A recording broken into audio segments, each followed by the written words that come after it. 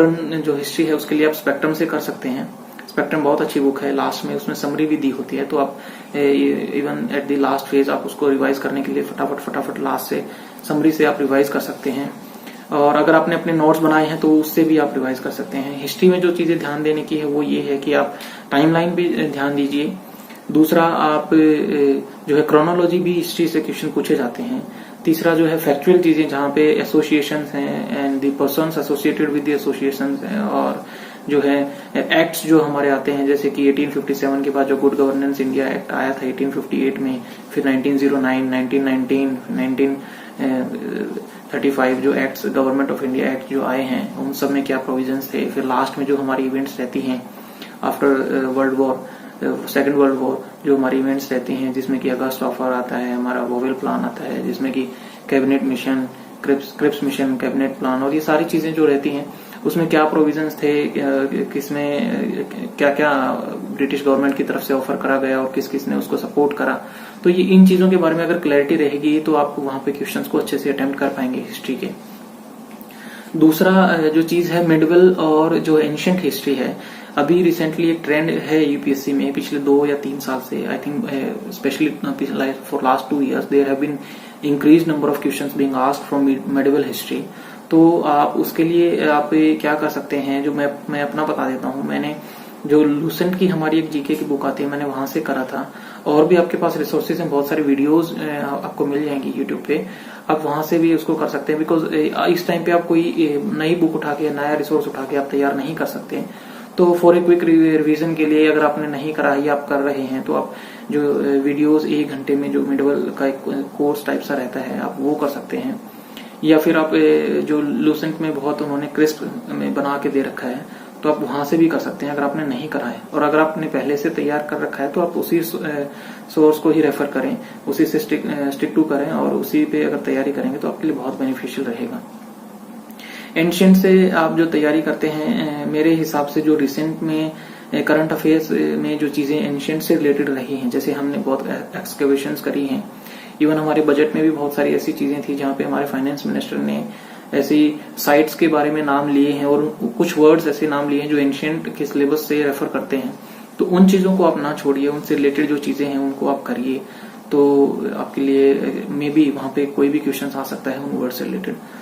और तो ये रहा हिस्ट्री का। अभी ज्योग्राफी के लिए हम लोग क्या करते हैं कि ज्योग्राफी के लिए सबसे पहले जो हमारे पास मटेरियल रहता है 11th-12th की एनसीईआरटीज, आप उसको छोड़ के मत जाइए, बहुत इंपॉर्टेंट है वो। एक एक वर्ड को आप कर लीजिए, बिकॉज बहुत ज्यादा भी नहीं है, लेकिन चैप्टर वाइज आप करिए। और दूसरा जो है जीसी लियोंग, मैं अपना बता देता हूँ। जीसी लियोंग में क्या है कि this book is not written for the UPSC examination point of view, और दूसरा this has been written by an foreign writer. तो इसमें बहुत सारी ऐसी चीजें हैं जो कि UPSC exam point of view से इररेलेवेंट रहती हैं, बहुत ज्यादा काम पे नहीं आती हैं यूपीएससी प्रिपरेशन में। तो आप थोड़ा सा सिलेक्टिव स्टडी करिए जीसी लियोंग से। तो स्टार्टिंग के कुछ 2-3 चैप्टर्स हैं, और जो क्लाइमेट से रिलेटेड जो जीसी लियोंग में है जो चैप्टर्स हैं आप वो वहां से कर सकते हैं। बाकी चीजें आप ज्योग्राफी की जो है एनसीईआरटी से आप कर सकते हैं, तो आपके लिए बेनिफिशियल रहेगा। उसके अलावा ज्योग्राफी में आप एटलस पे ध्यान दीजिए, जो रिसेंट न्यूज में रही हैं जो चीजें, और वो जो आप लोकेशंस देखेंगे एटलस से, तो साथ में आप लॉन्गिट्यूड, लैटिट्यूड, इन चीजों पे भी ध्यान दीजिए कि वो कौन सी लैटिट्यूड पे पड़ते हैं, कौन सी लॉन्गिट्यूड वहां से निकलती है, क्योंकि रिसेंटली बहुत सारे ऐसे क्वेश्चंस पूछे गए हैं जहाँ पे लॉन्गिट्यूड और लैटिट्यूड का भी रोल रहता है एटलस के क्वेश्चंस में। और वर्ल्ड मैप से भी 1 या 2 क्वेश्चन हर बार प्रीलिम्स में पूछा जाता है, लास्ट टाइम भी पूछा गया था, हर बार 1 या 2 क्वेश्चन वर्ल्ड मैप से पूछा जाता है। तो जो वर्ल्ड में जो चीजें न्यूज में रहती हैं, जो लोकेशंस न्यूज में रहती हैं, आप उनको भी एक बार देख लीजिएगा। बाकी जो ज्योग्राफी से है फैक्चुअल कुछ बहुत सारी चीजें हैं ज्योग्राफी में, जैसे कि आपके माउंटेन्स हैं, तो माउंटेन रेंजेस जो हैं वो आप सारे ऊपर से नीचे तक, जैसे हिमालयाज हैं, नीचे फिर अपने विंध्याचल हैं, उसके बाद वेस्टर्न घाट्स हैं, और इधर ईस्टर्न घाट्स हैं, और नॉर्थ ईस्ट जो माउंटेन्स हैं उन सबको आप एक बार माउंटेन कंप्लीट कर लीजिए। दूसरा जो है हमारे जो नेशनल पार्क्स हैं और वाइल्ड लाइफ सेंचुरीज हैं वो आप देख लीजिए, जो इम्पोर्टेंट है कहाँ पर हैं। रामसर साइट्स हैं वो देख लीजिए। उसके अलावा जो हमारे पास इम्पोर्टेंट रहता है कि जो इंडिया जो स्टेट ऑफ फॉरेस्ट रिपोर्ट आती है, हमारी बाइएनुअल रिपोर्ट होती है, उसमें अभी रिसेंटली क्या इंडिया में जो स्टेटस रहता है फॉरेस्ट का, हम कहाँ पे बढ़ा है, कहाँ पे घटा है, कौन से ऐसी चीजें हैं, तो उसको आप इग्नोर करके मत जाइए। तो ये आप ऐसे इस तरीके से इन चीजों को अगर करेंगे तो ज्योग्राफी से रिलेटेड क्वेश्चंस मोस्ट प्रोबेबली आप इंडिया में जो स्टेटस रहता है फॉरेस्ट का, हम कहाँ पे बढ़ा है, कहाँ पे घटा है, कौन से ऐसी चीजें हैं, तो उसको आप इग्नोर करके मत जाइए। तो ये आप ऐसे इस तरीके से इन चीजों को अगर करेंगे तो ज्योग्राफी से रिलेटेड क्वेश्चंस मोस्ट प्रोबेबली आप वहां पे सॉल्व कर लेंगे। Third thing is polity. Polity के लिए मुझे लगता है कि Laxmikanth for prelims, Laxmikanth is comprehensive, आप उसको बार बार रिवाइज करिए, आप उसको बार बार तैयार करिए, तो पॉलिटी से रिलेटेड क्वेश्चंस आप वहां पे इजिली सॉल्व कर पाएंगे अगर आपने अच्छे से लक्ष्मीकांत को पढ़ा है और आपकी कंसेप्चुअल क्लैरिटी है। तो I think you will be able to solve the polity questions very easily there. The thing for polity is revise more and more. तो बहुत सारी चीजें ऐसी हैं, जब आप पॉलिटी के चैप्टर्स पढ़ते हैं आपको लगता है कि you have completely done the complete chapter in very good manner, but जैसे ही पार्लियामेंट से रिलेटेड कोई ऐसे क्वेश्चंस आते हैं तो आपको पार्लियामेंट से रिलेटेड क्वेश्चंस आते हैं, लेकिन आप पार्लियामेंट से रिलेटेड वो चीजें नहीं आप कर पाते हैं जो कि बहुत इंपॉर्टेंट रहती हैं, या कुछ ऐसी फैक्चुअल चीजें वहां पे पूछ ली जाती हैं जो आपने ध्यान नहीं दिया होता है, तो आपको उसी टाइम पे पता चलता है कि ये तो मैंने देखा ही नहीं। तो ऐसा रहता है पॉलिटी में। तो प्रीलिम्स के लिए आप फैक्चुअल चीजों के ऊपर ध्यान दीजिए, फैक्चुअल चीजों को थोड़ा ज्यादा फोकस करिए। और फोर्थ जो हमारा सब्जेक्ट रहता है वो है इकोनॉमिक्स का। तो इकोनॉमिक्स में फ्रेंड्स जो मैं आपको अपना एक्सपीरियंस से बताना चाहता हूँ वो ये है that economics questions will be more conceptual based, so they are not going to ask any specific factual thing from economics. They will ask some conceptual clarity, whether you have any clarity about the concepts of economics. Like they will ask you that RBI has decreased the repo rate in recent times, so what it will achieve. So इससे हमारी money supply बढ़ जाएगी, इससे हमारी economic growth बढ़ जाएगी, या फिर इससे बैंक्स के पास बहुत ज्यादा पैसा हो जाएगा, तो क्या इससे होने के चांसेस रहेंगे। तो इस तरह के रिलेटेड इस तरह से जो क्वेश्चंस इकोनॉमिक्स से जनरली रहते हैं, तो इकोनॉमिक्स की भी मैं यही बोलूंगा आपको कि जो हमारे बेसिक्स रहते हैं इकोनॉमिक्स के, कि किसी कोई भी जो हमारा एक मूव रहता है बाय गवर्नमेंट और बाय आरबीआई, तो वो what is the main objective, what they want to achieve with that policy, तो उस पे आप थोड़ा सा फोकस करिए कि ये क्या अचीव करना चाहती है सरकार, इसका क्या ऑब्जेक्टिव है। अगर वैसे करेंगे तो इकोनॉमिक्स के क्वेश्चंस भी आप इजिली वहां पे अटेम्प्ट कर पाएंगे। Fifth thing is environment.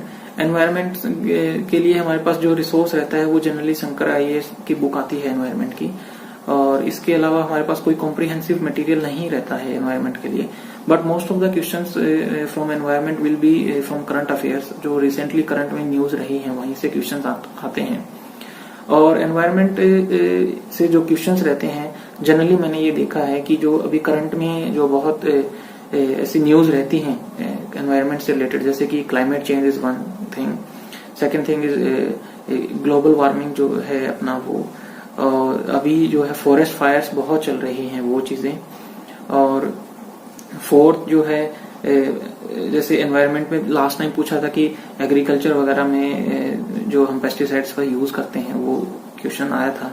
तो सॉलिड वेस्ट मैनेजमेंट कैसे, और जैसे रिवर्स में जो पोल्यूशन वगैरह हम लोग अभी चल रहा है, तो माइनिंग से रिलेटेड, तो ये सारी चीजें एनवायरनमेंट में आती हैं। तो रिसेंटली जो करंट में न्यूज में रहता है उसी से क्वेश्चन पूछने के ज्यादा चांसेस रहते हैं। तो आप बेसिक एनवायरनमेंट के सिलेबस के साथ साथ इन चीजों को भी ध्यान में रखकर एनवायरनमेंट की तैयारी करिए। उसके बाद जो है फ्रेंड्स वो है science and tech. For science and tech material जो हमारा रहता है जनरली हम जो रेफर करते हैं वो एनसीईआरटीज होती हैं अप टू 10th क्लास, लेकिन साइंस एंड टेक से जो रिलेटेड क्वेश्चन पूछे जाते हैं वो अभी पिछले कुछ सालों से यूपीएससी ने नहीं पूछा है कि आप वो डायरेक्ट आपको 10th क्लास की एनसीईआरटी से कुछ ऐसा मिल जाए, बट यू नेवर नो। आप प्रिपेयर करके जाइए तो 10th क्लास तक की एनसीईआरटीज आप देख सकते हैं, वो इजी रहती हैं, आप इजीली उसको अंडरस्टैंड भी कर पाएंगे। और करंट अफेयर्स से रिलेटेड ही क्वेश्चन आएंगे अगर साइंस एंड टेक से रिलेटेड क्वेश्चन आते हैं। मोस्टली यही रहता है कि करंट बेस्ड ही क्वेश्चन रहते हैं। तो जो साइंस एंड टेक से रिलेटेड चीजें अभी पिछले 1 से 1.5 साल से न्यूज में रही हैं, आप उस पर थोड़ा ज्यादा फोकस करिए। करंट अफेयर्स जो हमारा मेनली रहता है वो हम कैसे प्रिपेयर करें, इस पे हम एक थोड़ी सी बात कर लेते हैं। तो करंट अफेयर्स को हम कैसे कर सकते हैं फ्रेंड्स, कोई भी मंथली मैगजीन अपने बहुत सारे कोचिंग इंस्टीट्यूट्स प्रोवाइड कर देते हैं। They already compile all the current affairs for the past month, और वो आपको प्रोवाइड कर देते हैं, तो आप वहां से कर सकते हैं। या फिर जो अगर आपने खुद के हैंड रिटन नोट्स बना रखे हैं तो आप उसी को रेफर करिए, क्योंकि जो चीजें आपने बनाई हैं वो आपको ज्यादा टाइम तक आपके माइंड में रहती हैं, आप इजिली उनको रिकलेक्ट कर पाते हैं एग्जाम में, और वो रिवीजन भी आप उनका बहुत अच्छे से कर पाएंगे, इजिली आप उन चीजों को रिवाइज कर पाएंगे। तो अगर आपने अपने हैंड रिटन नोट्स हैं तो आप उन्हीं को रेफर करिए, और अगर नहीं करा है तो आप मंथली जो मैगजीन्स आती हैं करंट अफेयर्स की वो भी आप रेफर कर सकते हैं। और अगर अभी तक आपने अगर आपका करंट अफेयर्स छूटा हुआ है तो आई वुड रिकमेंड कि आप अभी कोई भी मंथली मैगजीन वगैरह उठा के ना पढ़िए, क्योंकि it may take around 2 to 3 days और 3 to 4 days for completing 1 monthly magazine for current affairs thoroughly. तो उसमें you can not spare 3 to 4 days at this point of time. तो रादर आई वुड रिकमेंड कि आप कोई पिछले monthly ऐसा कोई वीडियो देख लीजिए, उसको थोड़ा स्पीड इंक्रीज करके देख लीजिए, तो अब कम टाइम में वो चीजें आपके आंखों के आगे से एक बार निकल जाएंगी, तो maybe you will be able to attempt the questions from those current affairs if asked in the paper. तो ये चीजें हैं जो हम जनरली ध्यान देते हैं हमारे प्रीलिम्स की तैयारी में। अब हम बात कर लेते हैं कि